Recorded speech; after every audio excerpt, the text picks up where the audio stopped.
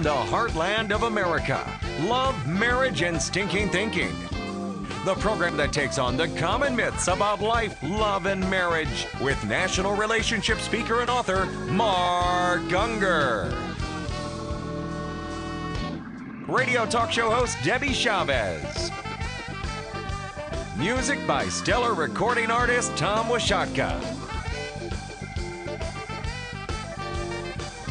And now, the host of Love, Marriage, and Stinking Thinking, Mark Gungor.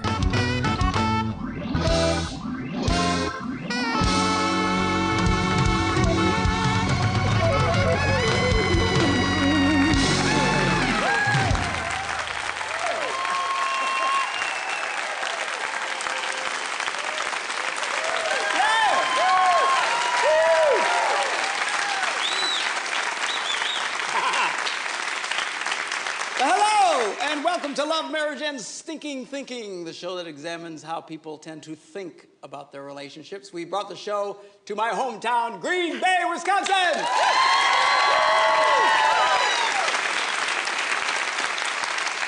And we have a new band. Jimmy Bratcher, who we love dearly, is no longer to be able to be with us. Not like he died. I know. May he rest in peace. No, he's fine. He just can't do the show anymore. But anyway, would you please welcome Mr. Tom Washatka in the band? Woo! Yeah.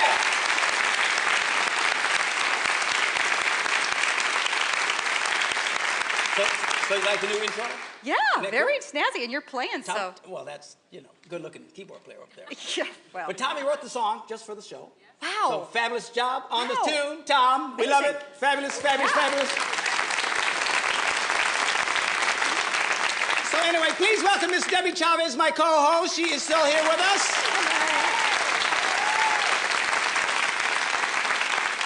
As well as our darling floor producer, Miss Lynn Rainey. Oh. Wheeler. She got married. That was her maiden name. You'll get over it's it. Hard Okay. To and make these transitions. So a few changes, but we're glad here. I'm still married to the same woman. Amazing. That is good. Yes. My wife, Debbie, would you please welcome her to the show?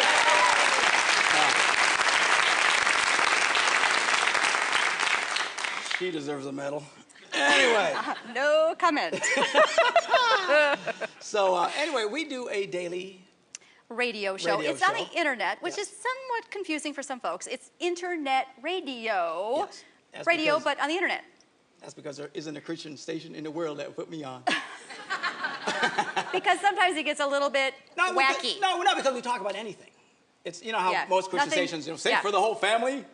My radio show ain't safe for the whole family. It's just adult issues and stuff. So anyway, you can listen to us on the internet, but on the TV show, what we do is take some of the emails. Absolutely. I've got a stack right cool. here. So people, they write in with their marriage dilemmas. Their dating dilemmas. Their general relationship woes. Whoa.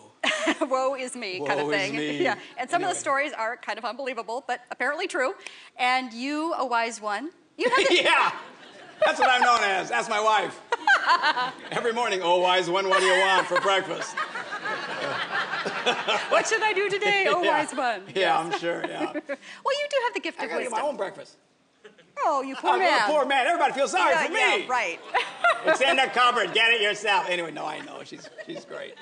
But you do have the gift of wisdom, if I may say so. And so you tackle some of the questions that ordinary people have. Some of the people in our audience might have these same questions.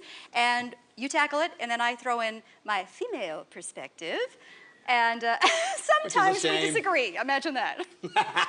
Anyway, so let's get started. Okay, let's get busy. This is from a wife who says, my husband had an affair that I found out about 4 months ago. We are in the process of healing and going through counseling, but it's really hard for me. I have forgiven him, and I'm trying to move on, but often when I am still sad or hurt or upset, he gets mad at me and tells me that he's sorry and that I just need to let it go. He tells me that I haven't really forgiven him, or else I wouldn't still be hanging on to my feelings. What can I do to get past these feelings? Ah, yes, a very familiar dilemma. We get a lot of these kinds of stories. Yeah. You know, in my seminar that I do, Laugh Your Way to a Better Marriage, I talk about how men and women tend to compartmentalize versus tie everything together. Men tend to put everything in a little box. Women have wires that pull the whole world together and stuff like that. Pretty much. And very, very different ways of viewing things, okay? Now, when a guy, what happens, when he does something really mean or hurtful, Yes. Then he says, well, I'm sorry. Just like that. I'm sorry. You know, so he compartmentalizes. He puts it in the sorry box. Okay. Okay? And then he wonders, well, what's your problem? Why are you still Because we didn't get over it in 2 seconds? Yeah, because and he doesn't understand because he's over compartmentalized. Whereas women, a lot of times, you know, because they're kind of to connect things, that gets them in trouble because trying to connect things that often don't exist there. You think so? Yeah. But anyway, we'll talk about that when we come back from our first break. So stick around as we talk more about this. Love, marriage, and stinking thinking. See you in a minute.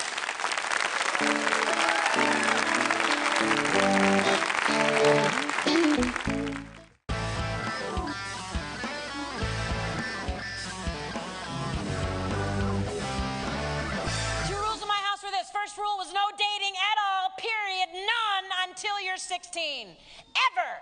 There is no student in this room who is not 16 who should be dating ever. You're brain damaged. This too will pass.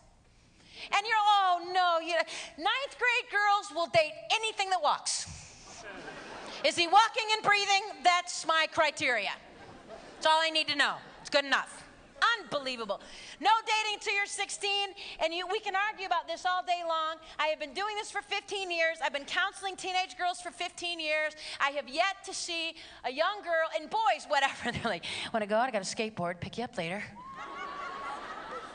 I have a job. Because who are these young girls dating if they're dating? They're dating older boys every single time, and I don't care if he is the pastor's son. No, none of that. No dating till you're 16. Second rule in my house was no single dating at all until graduation from high school. You will date in groups, 4 or more. 16 is my preference. All of you. That was the rule for my crazy, horrible, conservative Baptist parents. And I am a semi-well-adjusted adult. I survived. And I actually thought group dating was fun when I was a teenager. I got to date more than one guy at one time. And I didn't lose my friends when I was in high school. When I was in high school, we actually had lives.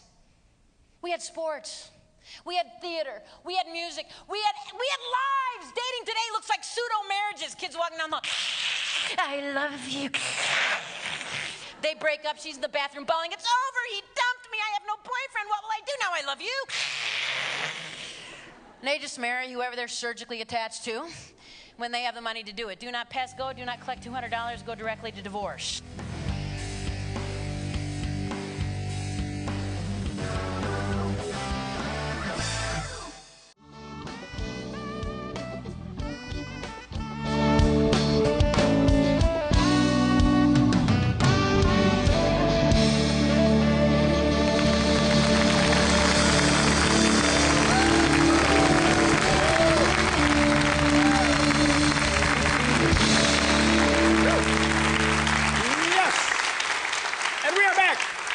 Love, marriage, and stinking thinking. Okay, so check it out. I had this probably the most egregious case I've had of this. Of adultery and... No, not so much that, but just the fact that these guys compartmentalize. Oh, yeah. Okay, so this guy in California tells me, he says, my wife's got a problem.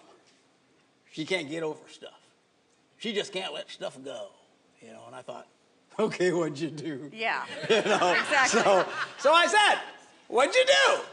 And he said, well, you know, several weeks ago, I had an affair with a lady, but I said, oh, sorry. Several weeks ago, and everything should be fine. Yeah, this has been a matter of weeks. And he couldn't understand how come she just couldn't move on. Yeah. Okay? Again, it's this tendency to compartmentalize. Mm-hmm. Now, I get it, being a guy, okay, so we compartmentalize, but you have to understand something. When you do something really hurtful to a woman, and she still aches from that, even though you said, I'm sorry, to just look at her when she's still hurting and go, I said I'm sorry, move on, is not fair to her. Yeah. Okay, because you wounded her. When you see her still hurting like that, dude, you need to own that. Instead of looking at her and saying, I said I'm sorry, you need to say, look, I see that you are still hurting from what I did. Mm. I want you to know something. I want you to know that I created that in you. Yeah, that's huge to be able to say that. Not just say, oh, I'm sorry, but to say, I know that what I did was wrong. I hurt you. I am sorry. Yeah, and the pain that you're still feeling is my fault. Yeah. I did this to you. Own it. And I'm so sorry. And don't just compartmentalize things off in some box somewhere because, every time that you start saying, because then he starts demeaning her. And oftentimes then they feel bad. you know, because, you know, I guess there's something wrong with me. I can't. Well, no. This, you know, especially something this egregious. Yeah. You know, this is off the charts. When you commit and doesn't he need to go something. a step further and go out of his way to show that he is taking this seriously and that he's going to just go above and beyond to prove his trustworthiness? You know, she says that I don't want you, you know, going out at night bowling because that was kind of when you slipped away. No more bowling or whatever. He says, whatever it takes to show I am serious about regaining your trust. Absolutely. Yeah. Well, so many guys don't want to do that. No. They just want to move on. Yeah. Sure. I don't want to give you the password for my email. You don't need that. Yeah. No, don't do that, man. You did this. You created this disaster. You need to own it. Absolutely. You know, and tell the girl, man, I am sorry for what I did to you. And you got to understand something. It takes time to heal. Absolutely. You know, the older we get, the longer it takes to heal. Why are you looking at Debbie? What are you doing? Looking at your wife. I was looking at Carol and Ned over here. you know, look, I mean, when you're young, you bounce back. You bounce back really quick. You know, you stay getting on the verge of geezerhood like some people I know, you know. Okay. Then, you know, you don't heal so quick. I suppose. I don't know. Pain is pain at any age, isn't it? Yeah, no, but it takes longer to heal. Okay, well, perhaps. Let's break your arm and do a test. No, let's not. But, you know, so many guys that we hear from, or we get the emails from the wives saying, you know, he already had an affair once. Now I'm just asking to get access to his email or his Facebook or something and get his passwords. And he says, that's none of my business. I should just trust him. Are you kidding? If you betrayed once, she has every right to say, you prove your trustworthiness. I want access to email, Facebook, MySpace, whatever it is. Yeah, you need to earn back the trust. Okay. Absolutely. But this can happen, and it doesn't have to be quite this egregious. I mean, you can hurt her in all kinds of ways. I'm sure. As I am guilty on many occasions. You know, there's all kinds of things you can do. Not me. No, not me. I'm too perfect for this. Don't talk to the redhead. But you know, we all do stuff, you know, and then they hurt and they're in pain, and we got to realize, look, I did this. But a lot of guys, they got such gall, you know. They will hurt the person, the girl, and then turn around and blame her for still aching. Yeah, why are you not getting over this? You know, it's like me punching you in the face and then, how come you still got a black eye? I said I was sorry yesterday. What's the matter with you? Get over it. I mean, you know, and a lot of guys do that. And my challenge is, guys, I get it. The compartmentalizing, this is how we move on in life. But you got to own the fact that you created this, and it takes time to heal. And depending on how intensely the infraction, of course, adultery is about as bad as you can get. But even in small ways, you know, you need to work it through. Now, on the other side, sometimes women, I know this probably doesn't happen with any of the women in the audience, but when they've been hurt, sometimes they do hang on to it forever and ever and ever and ever, and they kind of keep hitting the man over the head with what they did 20 years ago. I know some people like this, so I know it's true. Well, that's because of their tendency to connect everything. Yeah. And never let it go. Yeah, and never let it go. And if there's anything that, you know, while guys are quick to compartmentalize, and that's the knock on them, the knock on women is that they try to connect everything. And oftentimes they try to connect things that aren't there at all. We imagine things. Yeah. Oh, yeah. I mean, that's why women drive you guys drive yourselves crazy. For crying out loud. You're going to say that we drive you crazy. No, you drive each other crazy. You're driving, you know, the knock is, you know, that women are so much better at relationships than men. Yes, we are. No, you're not. I had an office once of all men. All right? And how did that work for you? Peace in the valley. Oh, I don't even believe that. Does anyone believe that? Peace in the valley. No. You remember the early days, Tommy? We all the guys, we're all working and stuff, man. You guys weren't even working. You probably weren't even working. No, we were working. No. That's... There is peace when no one's working. No, we were working. We're getting stuff done. The guys communicate with each other. We got, you know, it was fine, okay? And then over time... No. Then over time, then I had an office all full of women. It was like in a room full of rocking chairs and a bunch of cats running around, you know? Because she meant that, and I know she meant that, and I know she meant that. Well, all she said was she was something. I know she meant something else. She thought I'm fat. She thinks I'm fat. I just know it, you know? And they're looking for something that doesn't exist. So the knock on women is don't be connecting so many things, and they're constantly looking for connections, oftentimes that don't exist. Well, we do like to read motives into things. Yeah, which you shouldn't do. Jesus said you should not judge. Lest you be judged. And women love to do exactly that. I know why he did that, because he's a big fat stinking jerk. That's why. You know, well, you don't know why. You know, people have different motives. We have our theories. Yeah, I know. But a lot of times, a woman will egg on a guy poking intentionally? Oh, yeah. Just poke him like with a stick, like a bear. Okay? And then all of a sudden, he explodes. And he says something real mean. And then we say, okay? see? I knew it! I knew that's what you felt! I knew it! And it's like, hello, come on. Then why did he say it? Because you were making him crazy, that's why. Listen, ladies, you do not get to the truth in anger. A lot of women think that they arrive to the truth in anger. That in the greatest moment of anger, that's when the truth comes out. Well, you know, maybe the heart is revealed. No, because the Bible says the wrath of man does not work the righteousness of God. You do not get to the truth in anger. If you got to the truth in anger, Jesus would have told us, walk around, punch people in the face. Right? Then you get to the truth. How you doing today? Smash. I guess you're not doing as good as I thought you was, you know? So, again, I'm just saying, ladies, don't be egging on a guy and poking him and needling on him and then make him, you know, explode and some meat. Because when a guy, when he lashes out, he's not revealing truth. He's just in the seek and destroy mode. He's in the battle mode. He's I will win at all costs, I'm gonna win. whatever it takes. I'm gonna hurt you. So yeah. He finds out, okay, guys, if we're competing in any sport, I don't care if it's ping pong, all right? What does a guy do? You look for the weaknesses in the other guy, right? That's where we all do that. You're playing and you're kind of warming up and you're trying to see where he can't handle it so well. Really? Let's say he has a problem with the back, you know, with the backhand. Well, you play when you're ready to score, you hammer it at his backhand and he messes up and just, oh, I don't know how that happened, you know. And that's what men do. We search for the weaknesses, then we exploit those weaknesses in times of battle. To win. To win. So again, I'm not justifying guys being mean. I'm just saying put it in context. If a woman is egging on a guy trying to discover the truth, you're not going to get to the truth. What you're going to get to is mean. Because he's going to look for because her vulnerability. He's going to say, yeah, whatever you're thinking, you know, you're fat, you know, or something which you should never say, by the way. But I mean, never, you know, ever, but ever. I'm just saying, they will come up with really mean things because they know the person's weakness. Again, you shouldn't do it. I'm not justifying it. Don't email me about it. Email her. Email Mrs. Wheeler.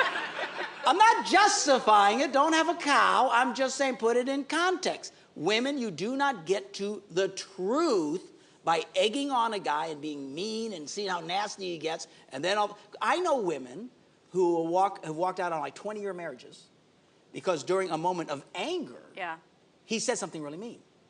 Well, and she'll trade in the whole marriage because he'll say something really mean that really hurts her. Okay? Again, I'm not justifying that. Yeah, please don't. But no, I'm not. But the point is, and I say, well, why did you walk out on your marriage? Well, because he said that. I said, well, how do you know he really meant that? Well, why would he say it if he didn't mean it? Well, we do assume that what you say is what you mean. No, but no. Well, that's not fair. How are we supposed to interpret what's going on? In the context. Don't make him crazy. So when he's angry, we can't take into account anything he says. No, it's not a matter of... I'm not giving men a free pass here when they're angry. Sorry, not gonna happen. I'm talking about women who intentionally make him angry. Provoke and provoke. And provoke. And then he gets mad and he says something, rah! Something he just emotionally vomits on the girl. Okay. Lovely visual there. Okay. Thank you so much. Yeah. So he does this in a way to win, but you didn't arrive at the truth. And I said, why would you walk out and you cashed in your whole marriage, 20 years?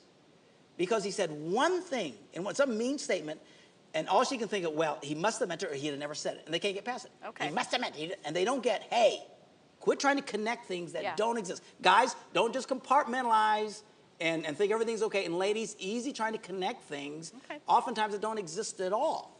We will get to another fascinating email question in just a moment on love, marriage, and stinking thinking.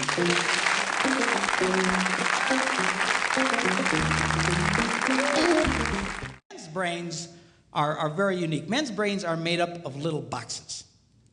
And we have a box for everything. We've got a box for the car. We've got a box for the money. We've got a box for the job. We've got a box for you. We've got a box for the kids. We've got a box for your mother somewhere in the basement. We got boxes everywhere. And the rule is the boxes don't touch.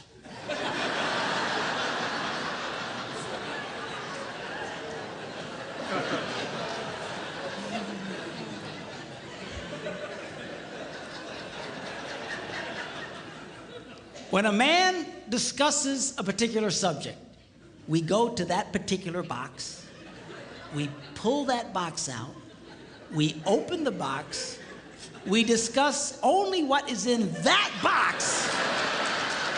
All right?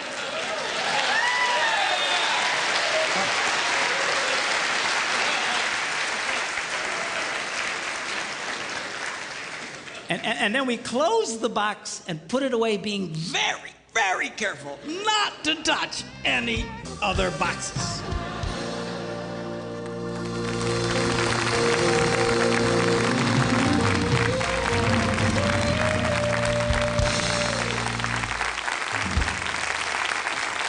All righty then.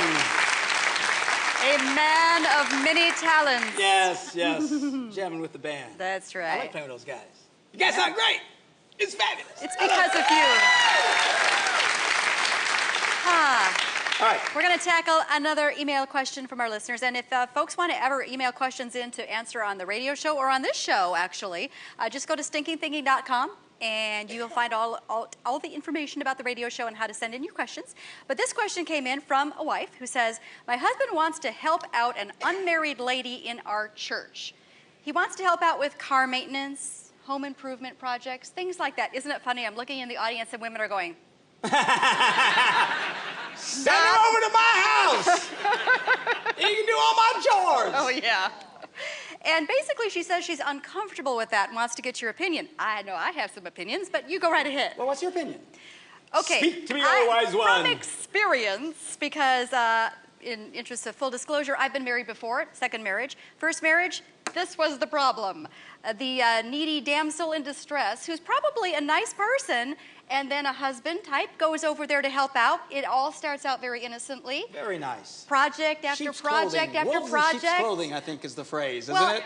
Very yeah. nice. Lovely people. Yes. Fabulous. Fabulous people, yes. But seriously, it even might start Oh, out I'm innocent. sure she's wonderful. Sometimes it starts innocently, but you start to just chat because you're sitting there fixing the faucet and like, how are your kids? Oh, I didn't know you were having those problems, and oh, that is sad. And pretty soon you start to connect. Pretty soon you need to meet for coffee to get caught up because you haven't seen them in a while, and pretty soon there's an affair happening. It happens so very easily. Check out this cat, man. Car maintenance. Yeah, car Home maintenance. improvement. Like I said, come to my house. But seriously, unreal. this is a problem with, Oh, sure, of with course it is. even well-intentioned people. Yes. If you're alone with the opposite sex, bad things can happen, right? So boundaries. Yes. Boundaries. We have boundaries in my current marriage where my husband doesn't go out to coffee with any other woman besides me. I mean, I'm it. Otherwise, it's a group of people. And it's not that I don't trust him. I don't trust the other women. But seriously, it starts so innocently. It might be, and he gets calls from women that say, my husband is treating me so badly, and I hear that you're into men's ministry. Can you just come and talk to me and give me some advice? And he says, no, I can't do that. I mean, if my wife can come and talk to you, Yeah. because you have to have those boundaries, or again, bad things happen. So do you agree with that advice I just gave? No, I do, but I don't think that's even the issue. Oh, really? Yeah. Let's dig deeper then. Let's dig very deep, because I'm a deep-thinking man. Some folks are The laughing in the problem about audience. doing this at home, they know me at home, you know. You're an idiot. I know who you are. Anyway. In my opinion, it doesn't matter whether this could lead to anything or not. All that matters is she doesn't like it. The wife doesn't think Straight it's up. right. Straight up, absolutely. Ooh. I'm amazed at how many women email us and say, my husband's doing this and it really makes me uncomfortable and this, is it okay or not? Yes. And trying to bounce it off us. It doesn't matter whether or not we think it's okay. It's not okay with you. End of story. Ooh. I promise you, if I'm doing something the redhead doesn't like, she isn't calling anybody saying, what do you think? Is it okay? She just looks at me and say, no mas. Over, done. But usually the guy then throws it back on her and says, hey, you are wrong. Everyone else would say this is Everybody okay. does it. Bob does it. Bob's what? So, well, then go live with Bob. Seriously, girls, you do not have to tolerate this bad behavior. As long as it bothers you, that's all that it matters. This should be empowering to women. I don't think, because the guys will dump on them, there's nothing wrong with it. That's right. There's nothing wrong with it, We were just half naked because we were hot, that's all. There was nothing wrong with it. And I don't care if your friends approve. I don't care if all your buddies approve. I don't care if your pastor approves. All that matters is if your wife says, no, I am uncomfortable with fill in the blank. In my opinion, now, they need to stop. Now, just a second, though. What if... Just 1 second. Hang on to your hat. Time's up. No. So what if it really is a ridiculous... What if she's just a paranoid person and she doesn't want him to ever go out of the house? I mean, paranoid schizophrenic? Well... Yeah, then you definitely don't want to make her mad. Help me. Seriously, though. But what if she has ridiculous constraints and rules and she's just squeezing the life out of this guy? Then what? I mean, yeah, okay. Sometimes... Then we can talk about it. But, you know, really, most of these guys, they do things in most normal relationships. This stuff's negotiated every day. Husbands and wives debate stuff every day. And if there's something, a woman or a guy, whatever, is really uncomfortable in the relationship, you guys need to confront it and you need to deal with it and move on. So I don't care if it's got all this excuse behind it or whatever. I'm telling you, my house, if mama ain't happy, ain't nobody happy. That is so true. So anyway, that's my advice. You want my advice? That's my advice. Take it away, my dear. He's going to go play some more. But I want to invite you guys to all go to stinkingthinking.com. When you go to stinkingthinking.com, click on the radio show. You'll find out all sorts of information about the radio show. You can find out about how to email in your questions. And believe me, we've heard all the kinds of questions under the sun. You're anonymous, so it's okay to ask anything. And the wise one here will definitely have an opinion or two or three. So we invite you to do that. Join us next time on Love, Marriage, and Stinking Thinking.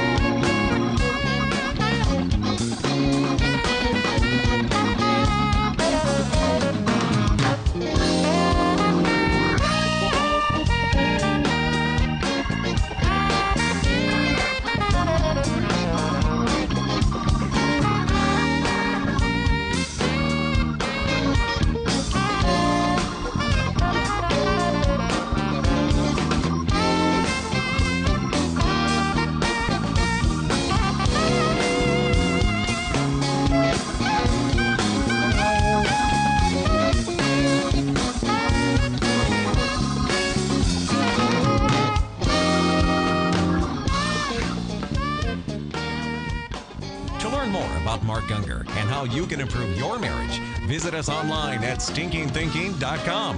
There you will find Mark's best-selling book, Laugh Your Way to a Better Marriage. You can also see if Mark will be bringing his seminar to a city near you. And you can listen to Mark on his weekly radio show where you can call in with your questions and speak with Mark in person. Love, Marriage, and Stinking Thinking is a production of Laugh Your Way America.